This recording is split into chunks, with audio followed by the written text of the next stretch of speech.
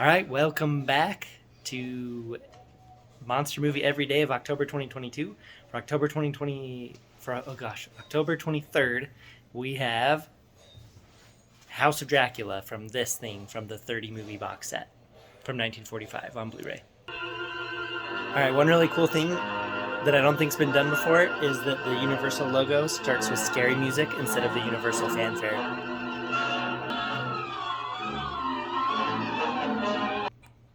Okay, so this movie on Blu-ray has some of the deepest and best blacks that I've seen on a Blu-ray in a long time.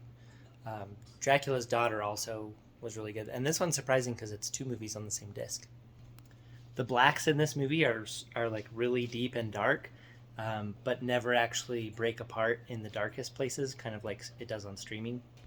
And the audio on the Blu-ray is clean and clear and fine. It's nothing special, but it was clear to hear, which is I think what you can ask for from these old 2.0 tracks. Okay, so they've been doing this flying bats for a long time. Look at this articulation on this bat. Look at how the wings go and the face is all detailed.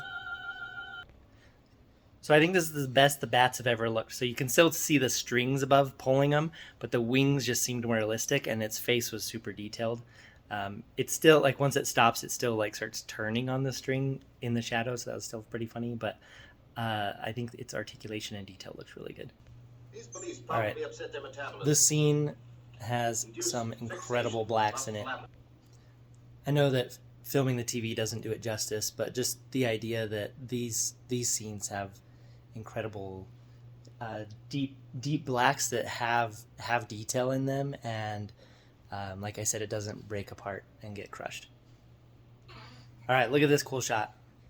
Look at that cool thing. So Dracula, somehow alive after being killed by the sun in the last movie, is here to go in this guy's basement. He's seeking a cure, which is kind of a different take this time. He wants to get out of being Dracula.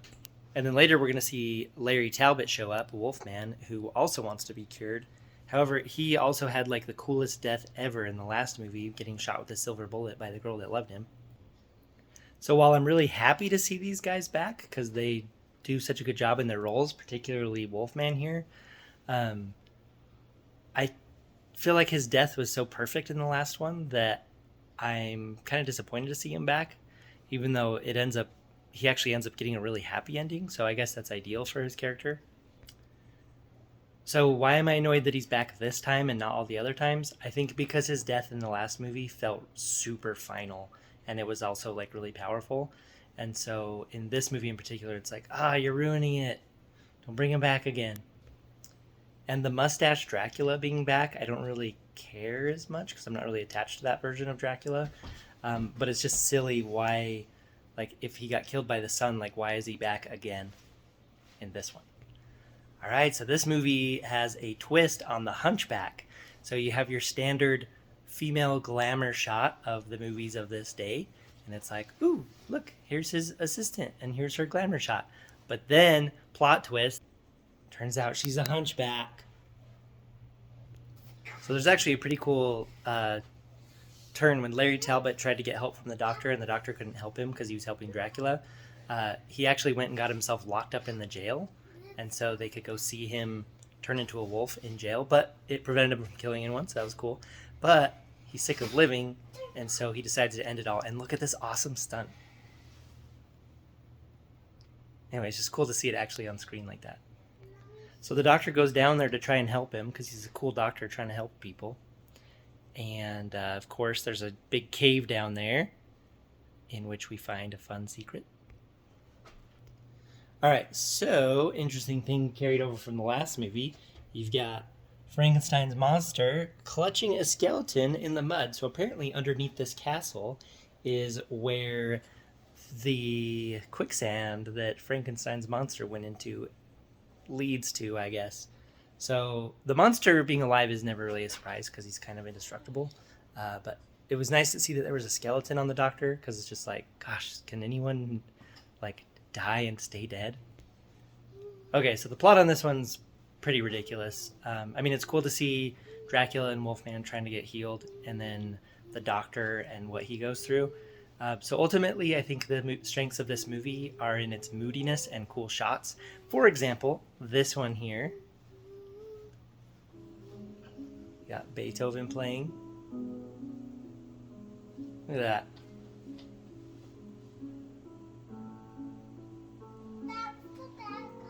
You're right.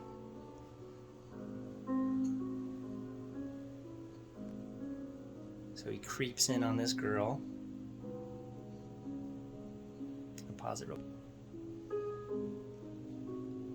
So he creeps in on her while she's playing and starts giving her scary visions because he's trying to turn her to his side. And they do the thing that they did in, I think, Dracula's Daughter, where they have they have the lady play music it's like scary music, and they're like, where did this come from? And it helps them like see dark visions or something. Look at this cool shot next to a mirror. Looks so good. And then when they go through the door here in a second, right there.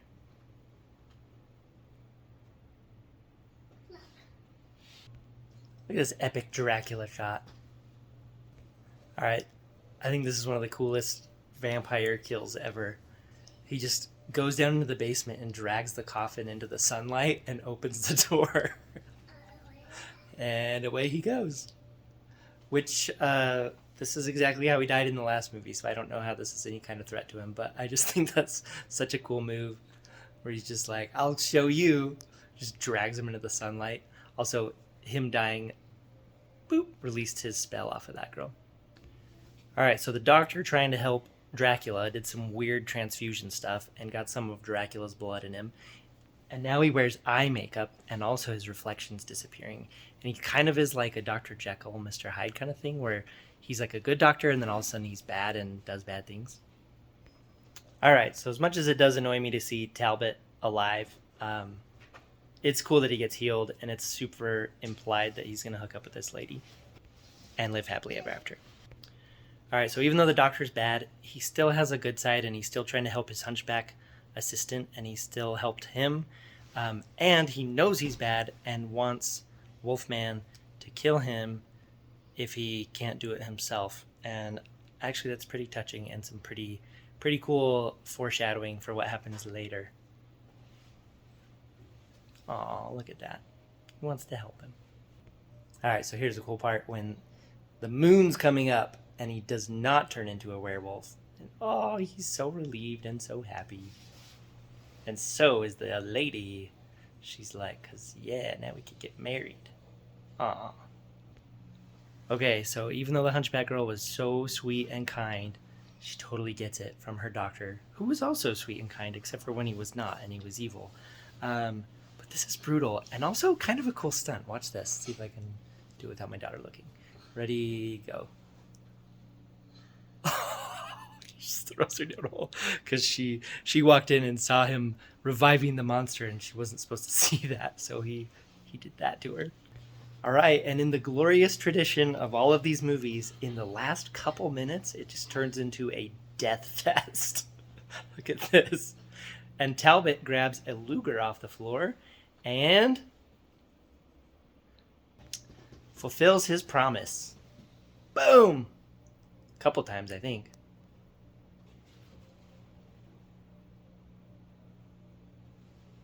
Yeah, get him. Wolfman's not happy that he did it, but he knew that he had to. And of course, these movies wouldn't be these movies if the mobbers aren't mobbing. And the monster's super mad that his current reviver just got taken out. And we get a big bunch of fires going. The whole place is burning. Everything's exploding. All the mobbers run out. Guy grabs a girl, live happily ever after. Alright, and correct me if I'm wrong, but is this not the same, like, death footage from Ghost of Frankenstein? Also, if we know anything, we know that a building on fire and a log falling on this monster is not going to hurt him. Alright, I'm not going to lie. The death fest at the end of these movies is super entertaining and kind of silly sometimes. Okay, this one is definitely, this is on the lower side of the movies in general, like as far as quality goes, and maybe a little above the lowest ones. So there you go. This has been your October 23rd monster movie, and I was really glad to see Wolfman and Dracula again, but I don't know if this story justified them being alive again. However, it's nice that Larry Talbot got a nice happy ending because he's been growing on me, and it's just sad to see him be the victim of this curse. And there were some moody effects or moody shots and cool effects. So yeah, the next movie for October 24th is She-Wolf of London from 1946. So stay tuned for that and let me know what you think of this and comment and do things. Okay, bye.